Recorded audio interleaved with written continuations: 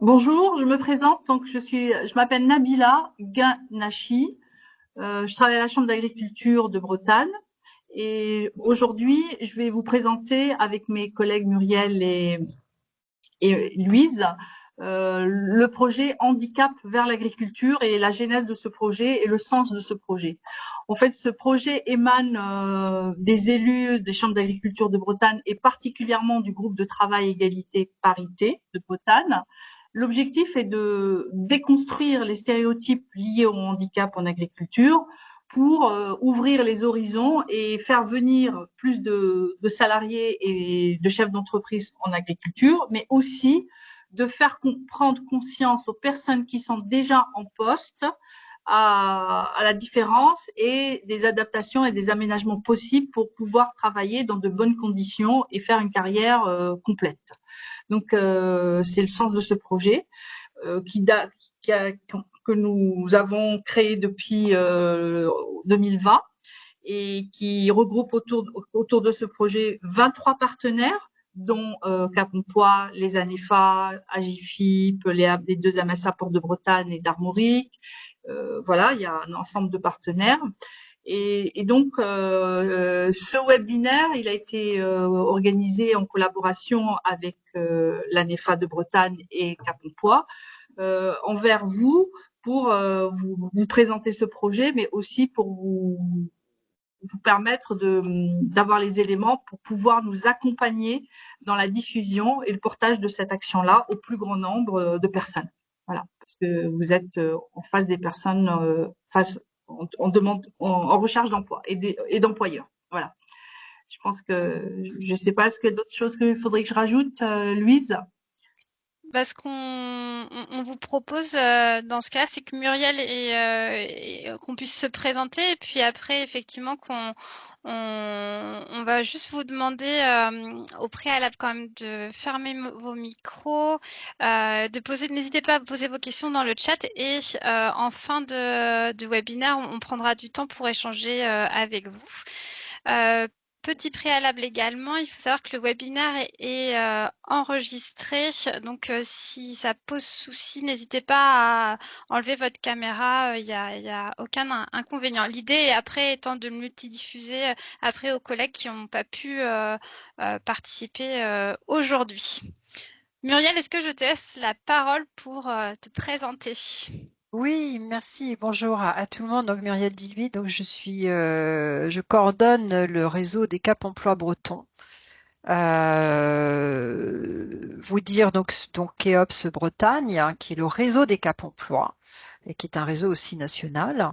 Vous dire en quelques mots, donc les Cap Emploi développent une expertise dans l'accompagnement et la construction de parcours professionnels pour des personnes en situation de handicap et interviennent pour ces personnes lorsqu'elles ont besoin d'un accompagnement spécialisé et renforcé compte tenu de leur situation de handicap. Donc à la fois dans la recherche d'emploi, dans l'élaboration de leur projet professionnel, pour assurer leur maintien en emploi, mais aussi leur évolution professionnelle et parfois leur reconversion. Et les parcours peuvent aussi, bien évidemment, intégrer des périodes de formation, y compris en alternance. Et puis les Cap Emploi, évidemment, accompagnent et conseillent les employeurs pour recruter, pour intégrer et pour maintenir. Donc, nos conseillers sont présents en proximité sur toute la Bretagne, maîtrise la compensation du handicap et maîtrise la sécurisation des parcours professionnels avec des boîtes à outils, une boîte à outils étoffée et des interventions une méthode de travail qui ne se fait jamais seule, d'abord qui se fait avec la personne qui est concernée, et qui se fait avec cette boîte à outils et avec des ressources et des prestataires. Des prestataires et les médecins du travail et les services de la MSA. Voilà. Merci Muriel. Du coup, moi, c'est Louise Maurice. Je suis chargée de projet sur les questions d'emploi et de formation pour le réseau des ANEFA de Bretagne. Donc, l'ANEFA, c'est l'Association nationale pour l'emploi et la formation en agriculture. C'est une association paritaire présente dans tous les territoires et qui a pour objectif de promouvoir les métiers du salariat en production agricole et de mettre en relation les employeurs. Et vous allez voir, ils sont assez nombreux qui cherchent à recruter recruter et toute personne finalement qui est intéressée par nos métiers. Donc l'idée de ce webinaire, c'est effectivement qu'on vous présente les opportunités d'emploi en agriculture en Bretagne, les outils qui sont à votre disposition pour accompagner les publics que vous avez vers les métiers de l'agriculture, et avec Muriel qu'on illustre aussi des intégrations réussies, des adaptations qui ont été mises en place pour le secteur agricole à destination principalement des personnes en situation de handicap. Et avec Nabila, en fin de webinaire, on va vous partager les prochaines actions, les prochains événements autour du handicap en agriculture qui vont avoir lieu en Bretagne. Alors, hop, j'espère que vous voyez bien le support. Alors, quelques chiffres en introduction pour vous dire qu'effectivement, l'agriculture en Bretagne, c'est un champ assez large. C'est plus de 80 métiers différents qui regroupent, qui vont des métiers de la production animale. Donc, ça va être finalement tous les métiers qu'on va retrouver en élevage. Alors, plutôt en Bretagne, ça va être en élevage laitier, en élevage bovin viande, en élevage porcin, mais aussi en aviculture, en ovin, caprin et en aquaculture, comme on peut voir. On touche aussi les métiers de la production végétale, donc ce sont les secteurs du maraîchage, de l'horticulture, de la pépinière, de l'arboriculture et également le secteur du paysage qui fait partie du secteur agricole. Et enfin, on a également tout ce qui est lié au machinisme agricole. Donc, ça va être les métiers notamment de conducteurs d'engins agricoles qu'on va retrouver dans des entreprises du type ETA, donc entreprises de travaux agricoles, ou les CUMA, qui sont des coopératives d'utilisation en commun de matériel agricole. Donc, au final, en Bretagne, c'est près de 66 000 emplois, dont vous pouvez voir la moitié de l'emploi d'emplois salariés. Et ça, c'est peut-être quelque chose qu'on ignore, parce qu'on entend souvent parler du métier d'agriculteur, mais il faut savoir que une personne sur deux en Bretagne est salariée agricole. Donc, on a 25 000 entreprises. La particularité pour notre secteur, c'est que c'est des entreprises de petite dimension, moins de 5 ETP. Et enfin, la dernière information qu'on souhaitait vous donner, c'était effectivement qu'on a 700 personnes chaque année qui se lancent dans l'aventure de la création de la reprise d'entreprises agricoles avec la Chambre d'agriculture, où ils sont accompagnés dans leur installation. Alors, les 4 grands secteurs qui recrutent le plus en Bretagne. Hop. Roulement de tambour. Ce sont... alors oui, alors avant tout quand même, avant que je vous dise quels sont les secteurs qui recrutent le plus, un peu de suspense. Faut juste savoir que c'est un secteur qui recrute beaucoup en agriculture, et ça depuis, on voit depuis quelques années un boom des projets de recrutement.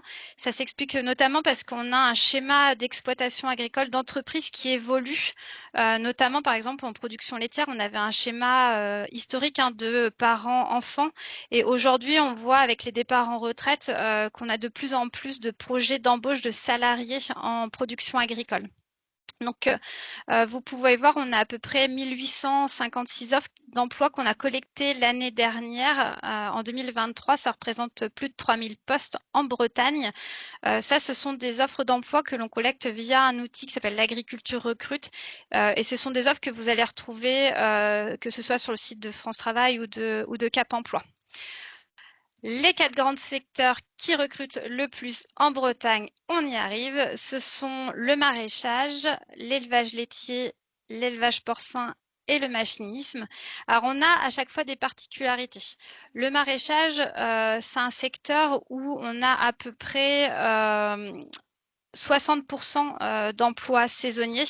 Notamment, vous allez le voir tout à l'heure, on a une carte où on a des secteurs dans le Nord Finistère et dans les Nord Côtes d'Armor qui sont des grosses zones légumières où on a beaucoup d'offres de recrutement, d'offres d'emploi en saisonnier pour le maraîchage, alors que pour l'élevage laitier et l'élevage porcin, ce sont principalement des secteurs où on va recruter en contrat durable, donc en CDI ou en CDD de plus de 6 mois. Viennent ensuite, du coup, le machinisme, l'horticulture, la pépinière, l'arboriculture, la polyculture, élevage, l'aviculture et on avait 2% de nos offres l'année dernière qui concernaient le secteur du paysage. À noter que sur les outils France Travail ou Cap Emploi, on va retrouver davantage d'offres d'emploi en paysage, mais c'est parce que de notre côté, on ne va pas collecter des offres d'emploi auprès de l'administration, des administrations publiques, des collectivités territoriales. Voilà un peu la répartition. Donc là, vous avez une carte du nombre d'offres d'emploi par EPCI. Ce qui est à retenir, c'est que finalement, l'emploi agricole, il est assez diffus. Partout en Bretagne, on va retrouver de l'élevage laitier partout, dans nos zones rurales, mais on a des secteurs où il y a une prédominance, notamment due aux zones légumières. Vous pouvez voir ici dans le Nord Finistère ou dans les Côtes d'Armor, ce sont des zones où on a des forts projets de recrutement parce que on a de nombreux besoins sur les zones légumières, ce qui est également le cas par exemple autour de Rennes, autour des métropoles. Si je prends l'exemple de Rennes, on va avoir toute la zone des séristes où là également il y a un besoin en emploi qui est important. Concernant le porc, on va retrouver davantage d'élevage porcin dans les Côtes d'Armor et dans le Finistère. Et s'il y avait une petite particularité pour l'aviculture, c'est qu'on voit quand même qu'on a davantage d'exploitation en aviculture dans le Morbihan. Concernant le type de contrat, finalement, il y en a un peu pour tous les goûts et pour tout le monde. Il y a aussi bien du contrat saisonnier. Alors, il faut savoir que les saisons chez nous peuvent être un peu longues, hein. Si on regarde les tomates, c'est des contrats qui commencent souvent au mois de février, qui finissent au mois d'octobre. Donc, c'est des CDD de 8 mois en majorité qui sont faits en tomates. Mais on a aussi des contrats en apprentissage et en CDI, principalement en élevage laitier. On a quand même beaucoup de CDI à pourvoir. On vous a mis ici le top 5 des postes qui sont les plus proposés en Bretagne. Donc, sans grande surprise, ce sont des postes, le top 1 et le top 2, ce sont des postes en élevage, sur des postes d'agents d'élevage laitier ou d'agents d'élevage porcin. Viennent ensuite des postes d'agents séristes et d'agents de culture légumière. Donc, la différence, c'est que l'agent de culture légumière, il travaille en plein champ, ce qui n'est pas le cas de l'agent sériste qui travaille sous serre.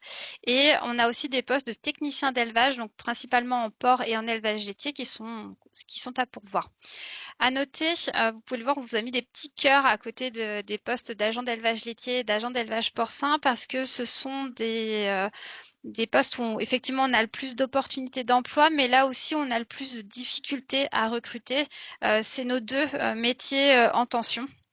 Ça s'explique par plusieurs facteurs, hein. Je pense qu'il y a beaucoup de freins ou d'idées à lever pour faire venir des personnes dans ces secteurs qui recrutent fortement.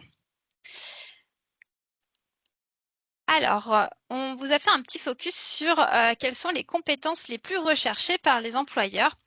Alors, vous allez, comme vous pouvez le voir, finalement, on a de plus en plus d'employeurs. Alors, c'était peut-être pas vrai il y a 5 ans. Il y a 5 ans, on avait encore des employeurs qui cherchaient le mouton à 5 pattes, qui trouvaient avec difficulté. Et je pense que vu le contexte sur le marché du travail, ils élargissent de plus en plus les champs du possible et ils recrutent davantage de personnes sur leur savoir-être, même s'ils n'ont pas mis encore un pied en exploitation, s'ils n'ont pas forcément les compétences techniques, ils recrutent davantage sur les savoir-être et après, il y a plein d'accompagnements, de dispositifs qui existent pour former les personnes en interne ou en externe. Donc, les compétences recherchées, c'est plutôt des personnes qui ont un attrait pour la nature et les animaux, au vu de notre contexte agricole. Des personnes, alors la technicité, je vous l'ai dit, mais c'est pas une des compétences les plus primordiales parce qu'en fait, effectivement, c'est des métiers techniques, mais il y a des outils et des dispositifs qui sont là pour accompagner les personnes et les faire monter en compétences sur la technicité des métiers. Il faut avoir le sens de l'observation, effectivement, parce que il faut pouvoir voir si un animal se porte bien, s'il n'y a pas de maladie, etc. sur les végétaux, et pouvoir réagir en conséquence et et par exemple faire appel à son employeur ou à son chef d'équipe si on s'aperçoit qu'il y a un problème, par exemple, s'il y a une vache qui boite ou pas. Il faut être organisé et assez rigoureux parce qu'on travaille avec le vivant et donc il faut effectivement respecter tous les aspects liés au sanitaire, à la santé-sécurité, au bien-être. Donc ça demande quand même de pouvoir suivre des procédures. Il faut pouvoir avoir un bon relationnel parce que même si on est dans des petites équipes, on peut, enfin voilà, même à deux, il faut pouvoir avoir un bon relationnel et c'est des qualités qui sont recherchées. Et enfin, il faut pouvoir s'adapter parce que vous voyez, on travaille avec le vivant. Donc, si on a prévu quelque chose le jour J, mais qu'on a une vache qui est malade, bah, peut-être qu'il va falloir retravailler et revoir son organisation. Ou encore, vous voyez, avec la météo, on fait pas ce qu'on veut et donc des fois on prévoit de faire ces travaux, enfin on prévoit les travaux des champs peuvent être légèrement décalés en fonction de la météo et c'est ce qu'on vit par exemple actuellement. Je dirais c'est aussi des métiers où il faut être assez calme parce que par exemple en élevage laitier, enfin, plus la personne est calme, plus les animaux le sont aussi. Et ça peut correspondre, c'est un environnement qui peut correspondre à certaines personnes, par exemple l'élevage laitier, qui sont assez posées et qui aiment bien les tâches ou qui sont organisées dans un environnement plutôt clos. Ça peut être des environnements qui satisfassent plusieurs personnes. Voilà pour les compétences, mais en fait, finalement, ce qui est à retenir, c'est qu'on recrute avant tout des personnes qui sont motivées, qui souhaitent s'intéresser au métier de l'agriculture. Et après, si effectivement, ils n'ont pas mis un pied dans l'exploitation, après, il existe tous les outils pour les accompagner dans leur montée en compétences. Concernant justement ces outils-là, ce qu'on voulait vous présenter, c'est les dispositifs que l'on porte au niveau de l'ANEFA et qui peuvent intéresser les publics que vous accompagnez. On a différents outils qui sont des dispositifs de découverte des métiers ou même d'immersion et d'emploi. Là, vous avez à l'écran deux outils qu'on voulait vous communiquer. Le premier s'appelle les voyages en agriculture. Alors, c'est un dispositif de découverte et d'immersion sur une journée qui est à destination des publics demandeurs d'emploi, publics en reconversion, toute personne finalement qui s'intéresse au métier de l'agriculture et qui permet de visiter des entreprises agricoles. Alors, l'une en production végétale et l'autre en production animale, obligatoirement sur une journée. Donc, c'est des petits groupes de 8 à 10 personnes. On fait venir tout le monde en minibus. Au-delà de la visite d'entreprise, le plus important, c'est qu'on va permettre aux participants de pratiquer les gestes du quotidien. Donc, ils vont faire une traite, ils vont faire des soins en porcelet, ils vont tailler une haie, ils vont faire des activités de rempotage, etc. Ce qui permet finalement aux personnes de se rendre compte si l'agriculture, ça les intéresse un peu et finalement d'aller un peu plus loin et pourquoi pas de faire une période d'immersion ou de s'orienter vers de la formation ou un emploi. Donc, on vous a mis les dates des prochains voyages en agriculture. Il faut savoir qu'il y en a le 2 et 4 juillet, il y en aura sur le secteur de Morlaix et de Lorient. Le 20 septembre à Auray, le 24 septembre à Lesneven et après on en aura d'autres en octobre à Quimper et à Redon. On propose une vingtaine, entre 20 et 25 voyages en agriculture par an. Il faut savoir que toutes les dates sont à retrouver sur le site de l'ANEFA Bretagne. Et n'hésitez pas à vous rapprocher des ANEFA en département pour qu'ils puissent vous mettre, si ce n'est pas déjà le cas, dans leur base de données d'acteurs relais. Comme ça, vous avez les informations à chaque fois qu'il y a un voyage qui est organisé pour pouvoir communiquer et le partager aux personnes que vous accompagnez. Le deuxième dispositif qu'on souhaitait mettre en avant, c'est un dispositif qui s'appelle Graines d'agriculture, qui a deux modules. Un module collectif qui permet finalement d'organiser ce qu'on appelle plus classiquement des informations collectives auprès de vos publics. Donc n'hésitez pas si vous avez un groupe et si vous souhaitez faire découvrir les métiers de l'agriculture, les opportunités d'emploi et de formation, on peut utiliser ce dispositif Graines d'agriculture. Et on a un deuxième module qui est un module d'accompagnement individuel, c'est-à-dire que pour les personnes où on sent qu'il y a davantage de besoin d'accompagner de les accompagner dans le cadre de leur parcours professionnel, en lien avec les équipes de France Travail, de Cap Emploi, et du coup, on peut aussi nous intervenir sur comment on mobiliser notre réseau pour toutes les périodes d'immersion, de formation ou d'emploi. Donc, on accompagne une centaine de personnes, donc c'est un petit nombre à notre niveau, mais voilà, n'hésitez pas si vous avez des personnes que vous voyez qui sont intéressés par les métiers d'agriculture et là où il y aurait un appui de l'ANEFA, de contacter nous les ANEFA en département qui puissent vous accompagner et accompagner les personnes qui en ont besoin. Les autres accompagnements, c'est les stages en entreprise, les périodes d'immersion. Donc, on peut aussi vous appuyer. Et je crois que Muriel, si je me trompe Je suis pas, en visio là. Je suis en webinaire. Il y a un micro Oui, il y a un micro qui est resté ouvert. Si vous pouvez fermer vos micros. Hop, je me suis permise de fermer. Ouais, merci beaucoup. Oui. Sur les PMSMP ou DUOD. Oui, tout à sur fait. L'immersion. Oui, l'immersion. Alors, les mises en situation dans le cadre de conventions PMSMP, elles sont mobilisables tout le temps. Ce sont des très bons outils pour permettre aux personnes d'aller voir, d'aller essayer, de se tester, d'avoir des échanges dans l'exploitation. Et puis on a le Duodet qui est un événement important puisque c'est une journée. Alors cette année c'est le 21 novembre. Duodet, donc la journée où on met en place des duos employeur qui va accueillir dans son exploitation et une personne qui est en situation de handicap, hein, qui est de BOE, comme on dit, bénéficiaire d'orientation de l'obligation d'emploi, qui a envie de découvrir, d'aller peut-être un petit peu plus loin aussi dans son projet. Et ce sont vraiment alors ce sont des journées, c'est une journée, mais c'est vraiment un temps fort parce que ça permet l'échange. Et ça, c'est primordial. Voilà. Alors pour de vrai, en fait, c'est une modalité qu'on peut mobiliser toute l'année, mais on fait un temps fort au niveau national sur cette même journée qui est installée dans la semaine pour l'emploi, la semaine européenne pour l'emploi des personnes handicapées. Voilà. Le 21 novembre. 21 toute novembre, l'année. mais Ok. possible toute l'année, et les PMSMP sont des périodes qui peuvent être un peu plus longues, hein, une semaine, deux, parfois renouvelées quand il y a besoin. Voilà, quand c'est nécessaire et utile, hein, et pertinent. Merci Muriel.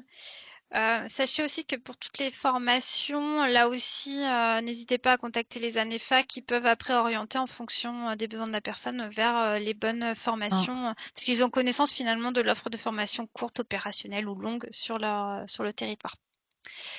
Et enfin, le dernier outil qu'on voulait vous présenter, c'est le site L'Agriculture Recrute. Donc, comme je disais, c'est le site de mise en relation des employeurs et des candidats. Une offre d'emploi qui est saisie ici et après automatiquement multidiffusée sur d'autres plateformes, celles de Cap Emploi et de France Travail et d'autres, notamment dans le Finistère. Il y a aussi le Conseil départemental du Finistère.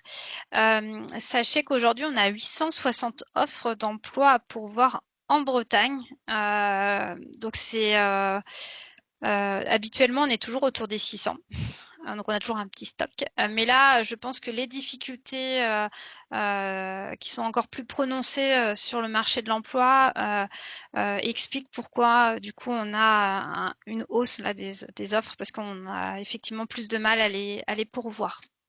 Donc n'hésitez pas, hein, si vous connaissez pas le site, à regarder. Vous pouvez voir autour de votre territoire les offres qui sont à pourvoir sur le secteur.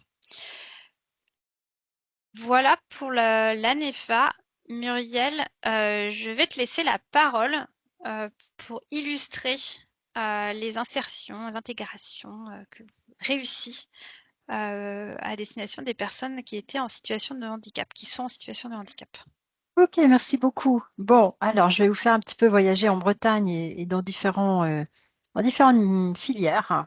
Je vais commencer par vous emmener dans un élevage de dinde. Donc une exploitation qui a 37 000 dindonos par an et 4 poulaillers. Donc c'est déjà une belle exploitation. Et là, le salarié, l'un des salariés, suite à un accident, l'accident a impacté et est devenu donc une situation de handicap moteur, avec un certain nombre de limitations. Alors, je vais vous les donner tout de suite, les limitations.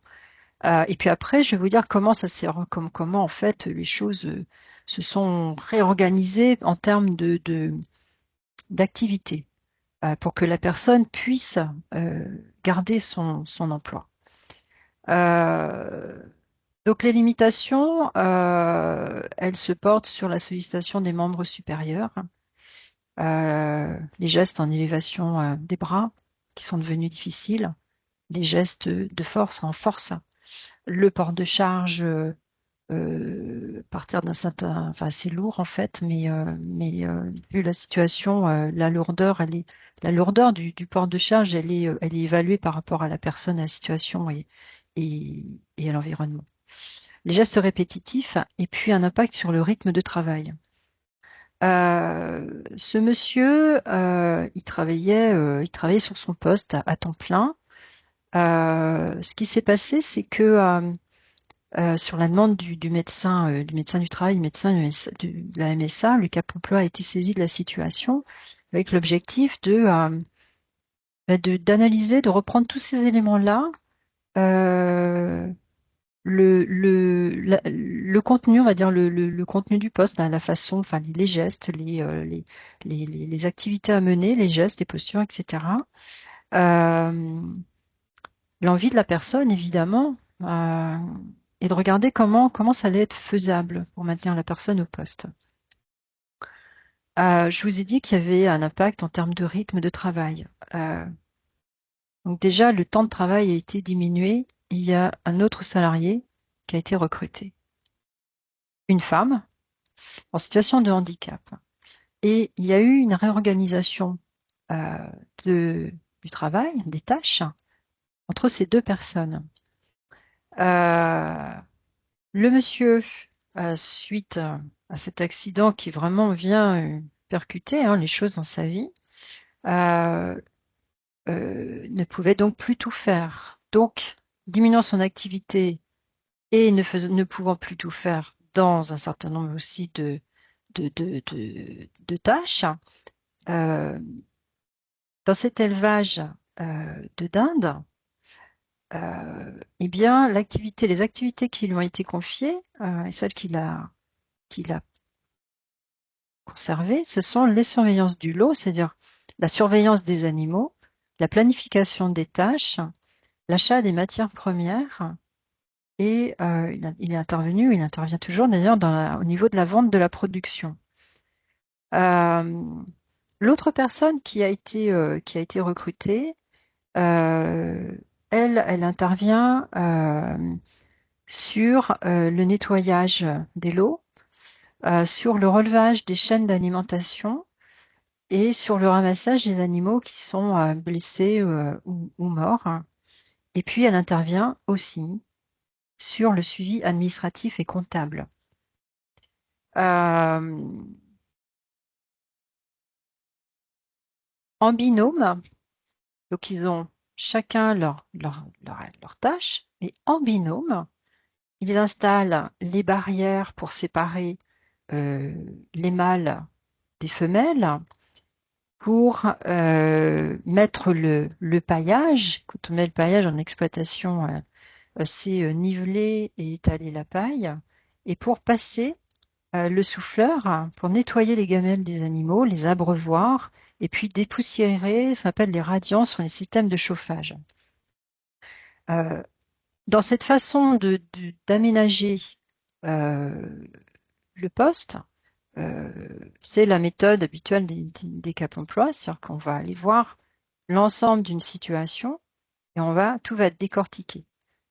Et donc là, je vous ai donné un exemple pour que, à travers les contenus de tâches, d'activités professionnelles et de tâches professionnelles, vous voyez à la fois que on a de l'aménagement avec une diminution du rythme et du temps de travail, et que le monsieur il garde des activités aussi qui lui sont importantes, qui lui tiennent à cœur. Ça fait un petit moment qu'il est dans l'entreprise, mais prend de précaution, quand même, diminution aussi de son temps de travail, et puis alors mise en place du binôme avec l'autre, avec le nouveau salarié, ce qui est un élément important aussi, et puis l'appel à de la main-d'œuvre occasionnelle pour en particulier réceptionner les dindonneaux et au moment du départ des dindes et des dindons, donc une fois qu'ils ont été élevés et qu'ils sont prêts donc à repartir en vente.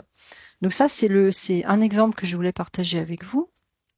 Je vais vous en donner un autre. J'en ai en fait plusieurs qui ont été remontés par les collègues des Cap emploi. Là, donc, je vais continuer le voyage en Bretagne. On va partir sur une exploitation de vaches laitières, sur une exploitation avec 250 bêtes, 117 hectares. Là, la personne donc situation de handicap assure la traite des vaches, l'entretien du bétail, le nettoyage des enclos, assure des travaux dans les champs, donc sur l'épandage, le traitement du fumier et du lisier, donc le vidage aussi des fosses, et s'occupe aussi de ce qu'on appelle la stabulation, qui est l'enfermement en fait des bêtes dans un bâtiment. Ce monsieur a une pathologie respiratoire. Il lui faut donc une pathologie qui va se développer. Il lui faut limiter les efforts intenses, les efforts prolongés. Il perd aussi de la force. Il faut qu'il ne soit pas exposé aux poussières et aux produits volatiles. Il va utiliser un tracteur, mais un tracteur avec une cabine close, climatisée, pour les activités d'épandage et de nettoyage, en particulier des sabulations. D'autres aménagements ont été nécessaires pour que ce monsieur continue. On est donc en exploitation laitière, donc en salle de traite, il y a un système de griffes pour mettre donc sur les mamelles des vaches, qui peuvent être assez lourdes. Et là, donc, ce qui a été aménagé, eh bien, c'est des griffes plus légères pour éviter les efforts. Ont été ajoutés des tapis de sol pour les logettes des animaux, pour limiter les travaux de paillage et pour limiter la poussière. Pour le tracteur, ont été installés des filtres à charbon, ce qui a permis de limiter l'exposition aux poussières, mais aussi aux produits phytosanitaires. Et puis, cet aménagement a été complété par un masque de protection. Je continue le voyage avec un troisième exemple. Allons-y. Allons-y. Alors là, je vais vous emmener dans une entreprise qui effectue des prestations de services en travaux agricoles. Donc, prestations de services pour les moissons, pour l'ensilage, pour le semis de graines, pour l'épandage de fumier, et ils interviennent sur un rayon de 50 km. La personne en situation de handicap concernée, un poste d'ouvrier agricole à temps plein, il a une maladie invalidante. évolutive, qui va un petit peu venir l'embêter dans sa vie. Il est à temps plein. Il effectue beaucoup de travaux de bricolage. Il fait de la découpe, du modelage de pièces. Donc il soude au chalumeau, fait du meulage, du ponçage, et puis il intervient dans les travaux des champs.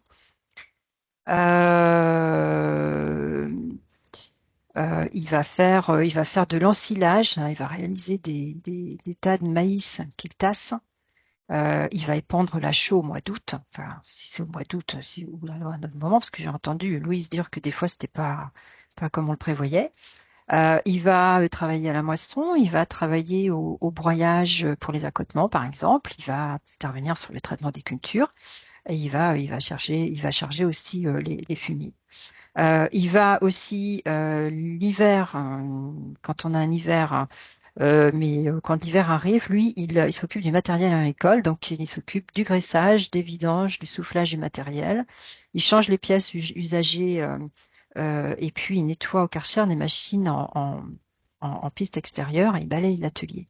Donc il fait un certain nombre de tâches qui sont assez diverses, hein, ce qui permet aussi d'alterner. Il conduit des engins, il conduit aussi tracteur. Et voilà. Donc c'est un monsieur euh, qui va voir sa situation de handicap évoluer et qui va avoir un problème en fait pour travailler en hauteur, pour monter dans les engins, pour monter et pour descendre, avec un risque de perte d'équilibre. Donc pour lui, peu à peu, ça devient vraiment difficile de grimper, de descendre, de regrimper, de redescendre, etc.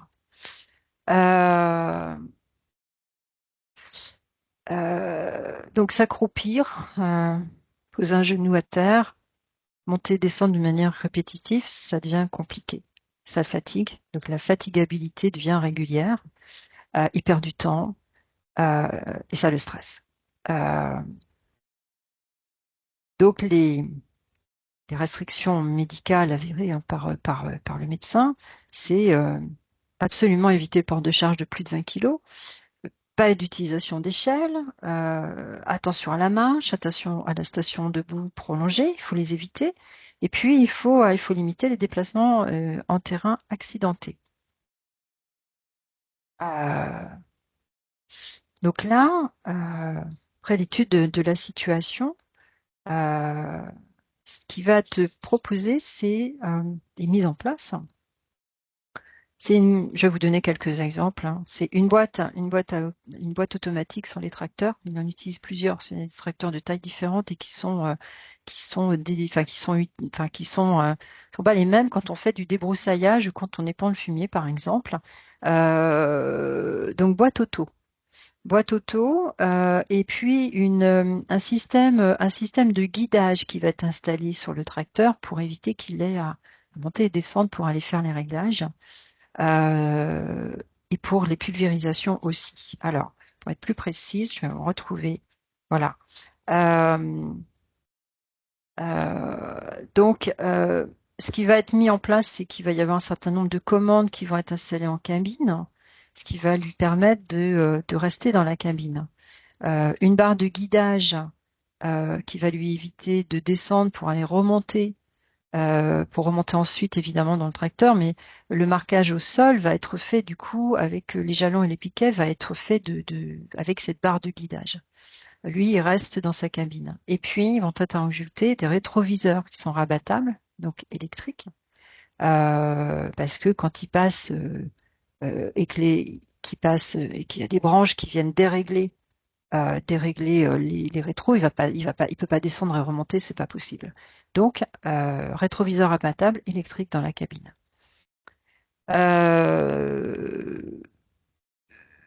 Une caméra arrière aussi, parce que il faut qu'il un peu plus tourner pour regarder non plus, ça devient sollicitant. Donc, caméra arrière, ça c'est indispensable aussi. Et puis une cabine qui est suspendue. C'est un système en fait pour éviter les secousses quand il va passer dans les champs, ce qui le fatiguait beaucoup. Voilà. Donc là, vous voyez, il y a pas mal de choses qui sont mises en place. Alors, ce sont des aménagements qui sont faits aussi en concertation, évidemment, euh, avec l'exploitant, avec la personne, avec le médecin. Parfois, il peut y avoir un ergonome ou un prestataire spécialisé qui interviennent et qui apportent aussi leur analyse. Tout ça étant validé par le médecin du travail. Et avec donc après la recherche des financements et la participation à la sollicitation de la GFIP. Voilà. Alors, j'ai une autre situation. Je ne sais pas si j'ai le temps. Je sais pas, tu me dis, Louise, si j'ai le temps de parler d'une autre situation en exploitation laitière. Alors, il nous reste 4 minutes, Muriel, 4 avant la minutes? fin du D'accord. webinaire. Ok. Ok.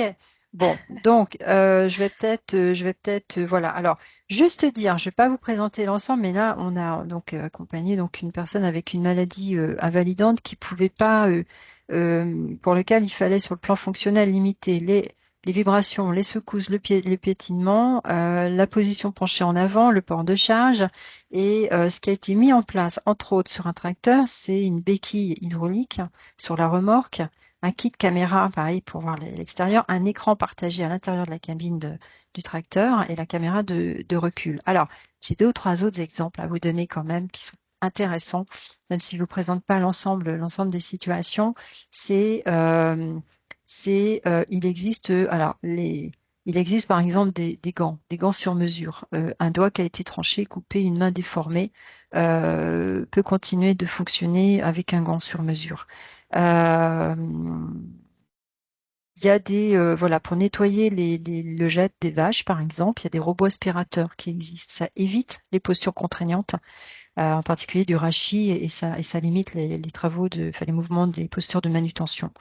Euh, euh, Moi, j'ai beaucoup aimé un exemple qu'on a remonté, enfin, un collègue m'a apporté, c'est la brouette électrique qui permet de transporter des charges sans effort, y compris en terrain pentu, parce que c'est pas plat partout, évidemment, et qui peut aussi avoir des quads électriques, y compris avec remorque, pour déplacer les animaux. Donc, ce que je voulais vous montrer à travers ces exemples-là, c'est la diversité des solutions. Et je vais vous passer le message des Cap Emploi, puisque il y a un grand, grand message qui dit surtout, il ne faut pas s'arrêter au handicap. Comme tu l'as dit, Louise, tout à l'heure, des compétences. Et les compétences, ça s'apprend et ça se développe. L'envie, l'intérêt, la motivation. Essayez, on vous l'a dit, il y a des modalités. Et ils m'ont dit, surtout, il faut que tu te dises que les solutions sont toujours possibles. Donc je l'ai dit, voilà, les solutions sont toujours possibles. Merci beaucoup. Merci, Muriel. Euh, Nabila, quelques mots avant de laisser la parole aux participants. Donc, merci Louise. Ce que vient de dire Muriel, ça va dans le sens du travail que nous avons conduit sur le handicap vers l'agriculture, à savoir que les métiers de l'agriculture sont inclusifs, puisque à l'échelle nationale, 25 000 personnes travaillent dans l'agriculture en étant en situation de handicap reconnu avec une RQTH. Dans les 25 000, il y a 60% ce sont des chefs d'entreprise et 40% ce sont des ouvriers agricoles. Donc, ça veut dire qu'il y a des possibilité de l'insertion en agriculture. Et c'est le sens de ce travail qui a été conduit. Donc, vous avez le 8 témoignages inspirants d'agriculteurs, de chefs d'entreprise, des salariés, des employeurs, des jeunes en formation en situation de handicap qui racontent leur histoire.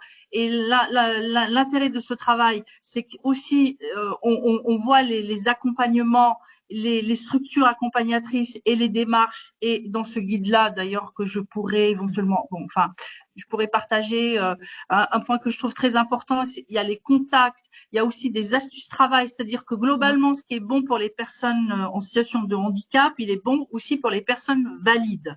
Et ça donne la notion d'attractivité du métier. Et par ailleurs, ce travail que nous conduisons, un sens, c'est de déconstruire nos peurs face à la différence.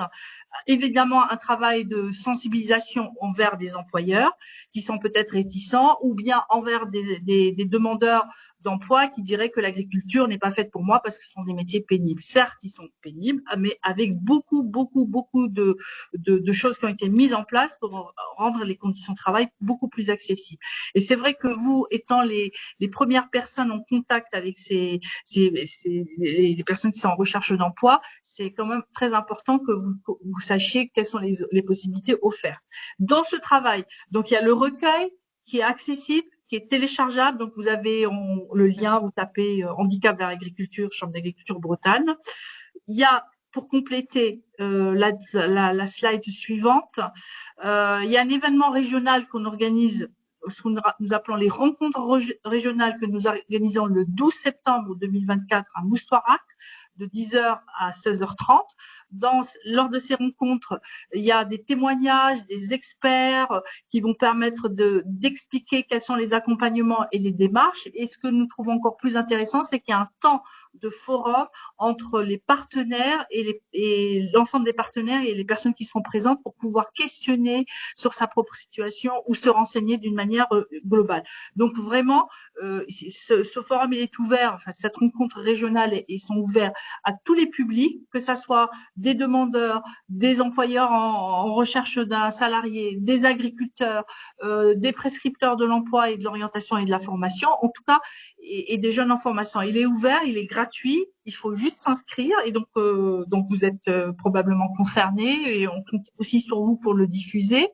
Ce qui va alimenter en amont et pendant tout le projet qui va durer pendant 1 an, voire 2 ans, nous avons mis en place une expo photo itinérante qui est mise à disposition gratuitement.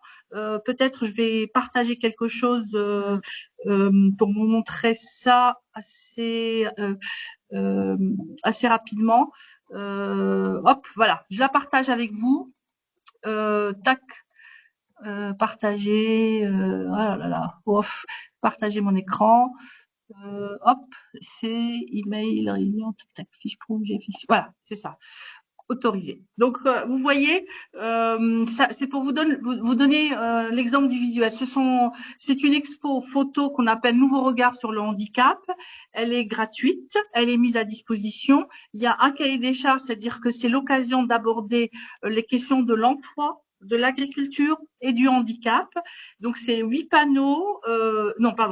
panneaux qui présentent des photos de personnes en situation avec des adaptations qui ont été mises en place et l'occasion de pouvoir les faire témoigner, d'organiser des témoignages et des rencontres sur ces questions-là. Et notre particularité, comme nous touchons à la question de la différence et du handicap, l'ensemble de nos panneaux et même dans notre recueil, les textes sont écrits en falque, en langue facile à lire et à comprendre pour rendre ces panneaux-là accessibles au plus grand nombre. Et notre événement, par exemple, régional, il y aura des interprètes de langue de signes pour le rendre aussi accessible aux personnes malentendantes. Donc, vous voyez bien que c'est un projet assez ambitieux qui a démarré en 2020 et qui a pour objectif d'enlever nos peurs pour pouvoir ouvrir ces horizons et faire venir et maintenir dans l'emploi des personnes en situation de handicap qui font la richesse de l'agriculture et de la société. Voilà, je vous remercie. Je pense que peut-être que j'ai respecté 4 minutes, j'en sais rien. En tout cas, Louise, voilà. Merci. Merci Nabila. Donc on vous donne rendez-vous le 12 septembre et le 3 juillet, c'est l'inauguration au centre de réadaptation du Paty de Fraux à Verne de l'exposition dont Nabila vous a parlé. Est-ce que, avant qu'on vous laisse, vous avez des questions? N'hésitez pas à prendre la parole ou à poser la question dans le chat. Dans le chat, il n'y en a pas.